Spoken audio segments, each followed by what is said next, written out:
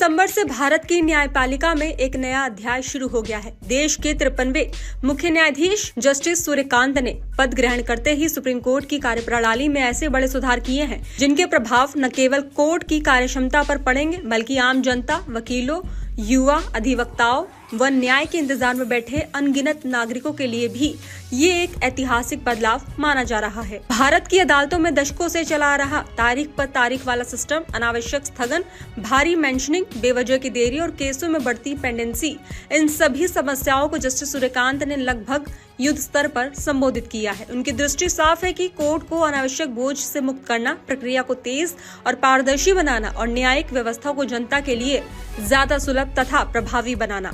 Justice Suryakant द्वारा जारी किए गए 4 बड़े आदेशों ने कानूनी बिरादरी को चौंका दिया है। अधिवक्ता वर्ग के बीच हलचल है, लेकिन साथ ही एक सकारात्मक उम्मीद भी दिखाई दे रही है कि इन कदमों से लंबे समय से चली आ रही जटिलताओं का समाधान मिलेगा। सुप्रीम कोर्ट की कार्यप्रणाली में शायद दशकों बाद इतनी तीव्रता से बदलाव देखने को मिला है। यही कारण है कि वकीलों के बीच जहां चर्चा है, वहीं आम जनता में इन सुधारों का स्वागत भी हो रहा है, क्योंकि भारतीय न्यायपालिका की सबसे बड़ी समस्या कब तक फैसला आएगा अब सीधे सीधे सुधरने की दिशा में बढ़ रही है। तो वहीं सबसे पहले बात मेंशनिंग सिस्टम की सुधार की। मेंशनिंग का उद्देश्य अदालत के सामने उस मामले को तुरंत सूचीबद्ध करना होता है जिसमें अर्जेंसी हो, जैसे गिरफ्तारी का खतरा, किसी की स्वतंत्रता पर तत्काल चोट पहुंचने का डर, हैबियस कॉर्पस, मृत्युदंड, अत्यंत आवश्यक अंतरिम राहत या संपत्ति के जबरन कब्जे जैसी परिस्थितियां।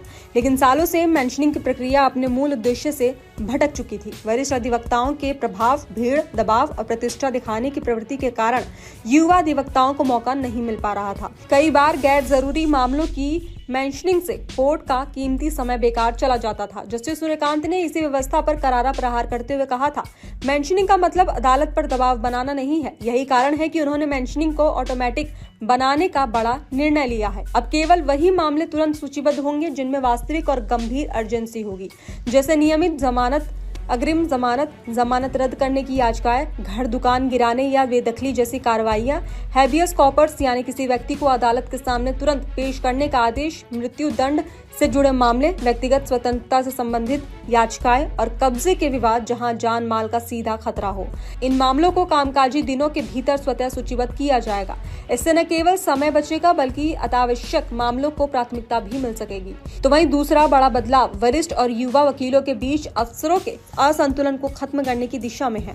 पहले मेंशनिंग लगभग पूरी तरह वरिष्ठ अधिवक्ताओं के हाथ में रहती है। उनका कद और प्रभाव के कारण युवा वकील अक्सर पीछे रह जाते हैं। अब नए निर्देशों के बाद मेंशनिंग का दरवाजा सभी के लिए समान रूप से खुल गया है। ये कदम युवा अधिवक्ताओं को अवसर, आत्मविश्वास और पहचान दिलाने में निर्णायक होगा। यह सुप्रीम कोर्ट की उस भविष्य की छवि को मजबूत करता है जहां गुणवत्ता, तर्क और तैयारी को महत्व मिलेगा, न कि केवल पद, पहचान या प्रतिष्ठा को। तीसरा बदलाव मेंशनिंग के लिए एक विस्तृत और पारदर्शी प्रोफार्मा का अनिवार्य होना है। अब कोई भी वकील सिर्फ मौखिक रूप से अपनी अर्जेंसी बताकर लिस्टिंग नहीं करा पाएगा। उन्हें अपनी याचिका का पूरा ब्यौरा देना होगा। AOR यानी कि एडवोकेट ऑन रिकॉर्ड का कोड, याचिका व प्रतिवादी की जानकारी, याचिका में अर्जेंसी का आधार क्या है, कौन सा मामला किस श्रेणी में आता है और क्यों उसे जल्द सूचीबद्ध करने की आवश्यकता है। ये प्रोफार्मा स्क्रीनिंग की प्रक्रिया को आसान बनाता है। जब तक इन सभी की जानकारी पुष्टि नहीं हो जाती, मेंशनिंग स्वीकार नहीं किया जाएगा। इससे पारदर्शिता बढ़ेगी और कोर्ट की कार्रवाई ज्यादा व्यवस्थित हो सकेगी। चौथा और सबसे महत्वपूर्ण बदलाव अनावश्यक स्थगन और तारीख पर तारीख की पुरानी परंपरा को तोड़ने से जुड़ा है। लंबे समय से अदालतों में चल रहे मामलों में तारीखें मिलती रहती थी। कभी वकील अनुपस्थित, कभी पक्षकार तैयार नहीं, कभी दस्तावेज अधूरे, कभी अनुवाद नहीं हुआ, कभी कॉपी अपठनीय। परिणाम ये है कि केस आगे बढ़ ही नहीं पाता और न्याय वर्षों तक अटका रहता। जस्टिस सूर्यकांत ने इस आदत को कठोर शब्दों में संबोधित करते हुए कहा, आप लोग खुद ही मामलों को खत्म नहीं करना चाहते। 10-10 साल तक केस चलाते हैं और तारीख खुद लेते हैं। उन्होंने साफ कहा कि कोर्ट का समय सम्मानित होना चाहिए। अब डिफेक्ट फ्री फाइलिंग अनिवार्य होगी, यानी दस्तावेज साफ, पढ़ने योग्य और अनुवादित हो।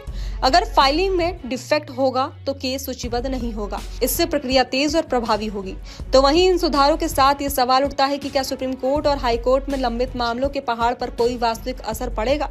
देश में करीब 5 करोड़ से ज्यादा मामले अदालतों में लंबित है। अकेले सुप्रीम कोर्ट में 90,000 से ज्यादा केस पेंडिंग हैं। वहीं हाई कोर्ट्स में लाखों फाइलें सालों से निर्णय की प्रतीक्षा कर रही हैं। एक्सपर्ट्स का कहना है कि अगर इन नए बदलावों का सख्ती से पालन नहीं हुआ तो ये पेंडेंसी कम करने में निर्णायक भूमिका निभा सकता है। जब कोर्ट गैर जरूरी प्रक्रियाओं में समय नहीं गंवाएगी, जब डिफेक्ट फ्री फाइलिंग होगी और जब अर्जेंट केस स्वतः लिस्ट होंगे तो सुस्ती हटेगी और गति बढ़ेगी। तो वहीं जस्टिस सूर्यकांत अपनी निर्णायक शैली, तेज फैसलों और संवेदनशील दृष्टिकोण के लिए पहले ही प्रसिद्ध रहे हैं। पंजाब और हरियाणा हाईकोर्ट की फुल बेंच में रहते हुए उन्होंने 2017 में गुरमीत राम रहीम प्रकरण से जुड़े हिंसक घटनाओं पर कड़ा रुख अपनाया था और डेरा सच्चा सौदा को खाली कराने का आदेश दिया था। सुप्रीम कोर्ट में आने के बाद उन्होंने औपनिवेशिक राजद्रोह कानून को स्थगित करने वाला ऐतिहासिक फैसला देने वाली बेंच में महत्वपूर्ण भूमिका निभाई, जिसमें स्पष्ट कहा गया था कि समीक्षा पूरी होने तक इस कानून के तहत कोई नई एफआईआर दर्ज नहीं की जाएगी। यही नहीं, बार एसोसिएशंस में महिलाओं के लिए 1/3 आरक्षण सुनिश्चित करने का भी श्रेय उन्हें जाता है। भारतीय न्यायपालिका में लैंगिक समानता की दिशा में यह अत्यंत महत्वपूर्ण कदम था। तो वहीं जस्टिस सूर्यकांत पेगासस जासूसी विवाद की बेंच का भी हिस्सा रहे। साथ ही वह उस ऐतिहासिक 7 जजों की बेंच में शामिल थे जिसने 1967 के अलीगढ़ मुस्लिम विश्वविद्यालय से जुड़े फैसले को पलटने की प्रक्रिया शुरू की, जिससे एएमयू के अल्पसंख्यक दर्जे का पुनर्विचार संभव हुआ।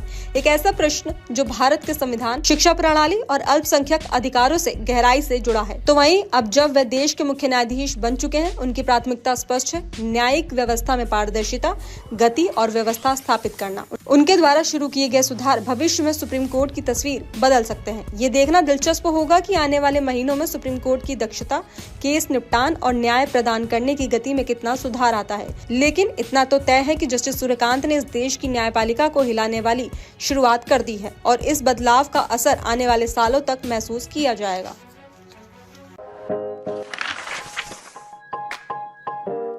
अपने आसपास और देश विदेश की खबरों से अपडेट रहने के लिए व्यू इंडिया टाइम्स को यूट्यूब में सब्सक्राइब, लाइक और शेयर करें।